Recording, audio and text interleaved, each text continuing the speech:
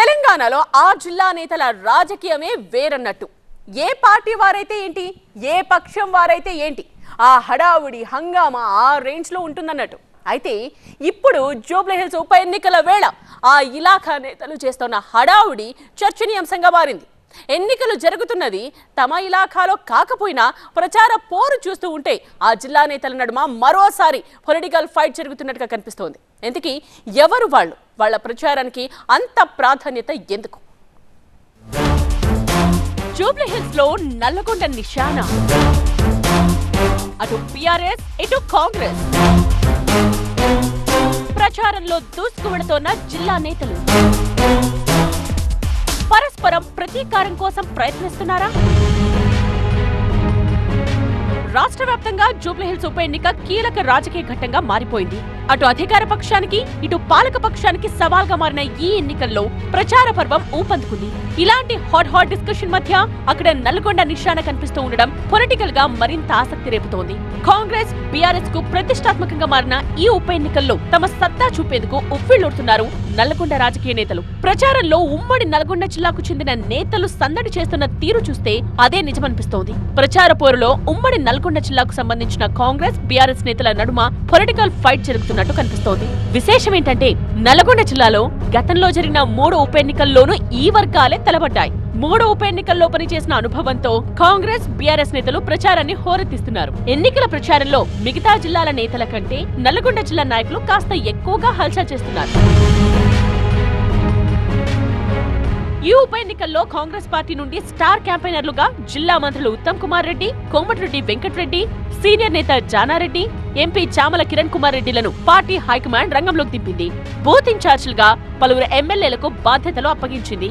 BRS star క్యాంపెయినర్ల list లో మాజీ మంత్రి ఎమ్మెల్యే జగదీష్ రెడ్డి, ఎమ్మెల్సీ దాసోజు శ్రవణ్ ఉండగా బూత్ ఇన్ఛార్జీలుగా మాజీ ఎమ్మెల్యేలకు ప్రచార బాధ్యతలు అప్పగించారు.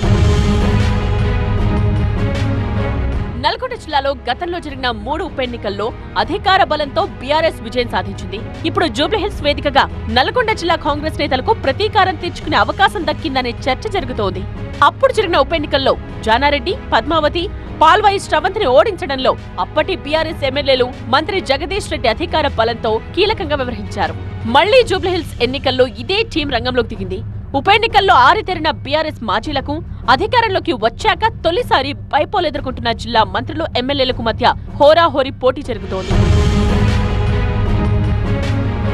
సామాజిక వర్గాల ఓట్లపై ప్రధానంగా కాంగ్రెస్ దృష్టి సారించిందనే చర్చ జరుగుతోంది. స్టార్ క్యాంపెయినర్లు ఉత్తమ్ కుమార్ రెడ్డి, కోమటిరెడ్డి వెంకటరెడ్డిలు బీఆర్ఎస్ నేతలకు అందని ఎత్తుగడలు వేస్తున్నారనే వార్తలు వినిపిస్తున్నాయి.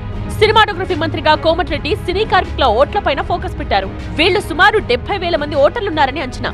ఇక మంత్రి ఉత్తమ్ ప్రత్యేక ప్లాన్ తో క్యాంపెయిన్ లోకి దిగారని సమాచారం. జూబ్లీహిల్స్ లో తనకున్న ఇమేజ్ తో పగడ్బందీగా ప్లాన్ చేస్తున్నారని టాక్. పోల్ మేనేజ్మెంట్ లో భాగంగా జిల్లా ఎమ్మెల్యేలకు బూత్ల వారీగా నియమించే కసరత్తు కూడా దాదాపు పూర్తయింది. బీఆర్ఎస్ మాజీలున్న చోటే జిల్లా ఎమ్మెల్యేలను రంగంలోకి దింపుతోంది.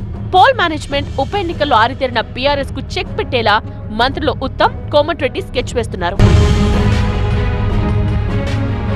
బీఆర్ఎస్ నుండి మాజీ ఎమ్మెల్యేలతో సహా స్టార్ క్యాంపెయినర్ గా ఉన్న మాజీ మంత్రి జగదీష్ రెడ్డికి సైతం బూత్ లెవెల్ బాధ్యతలు అప్పగించారు. గతంలో నల్గొండ జిల్లాలో జరిగిన ఉప ఎన్నికల్లో అమలు పరిచిన స్ట్రాటజీనే జూబ్లీహిల్స్ ఎన్నికల్లో అప్లై చేస్తున్నారని తెలుస్తోంది.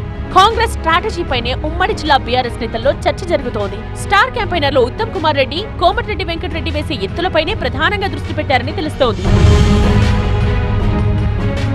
నల్గొండ జిల్లాలో జరిగిన 3 ఉప ఎన్నికల్లో ఓటమికి జూబ్లీహిల్స్ వేదికగా ప్రతీకారం తీర్చుకోవాలని జిల్లా కాంగ్రెస్ నేతలు భావిస్తున్నారని వార్తలు జోరందుకున్నాయి.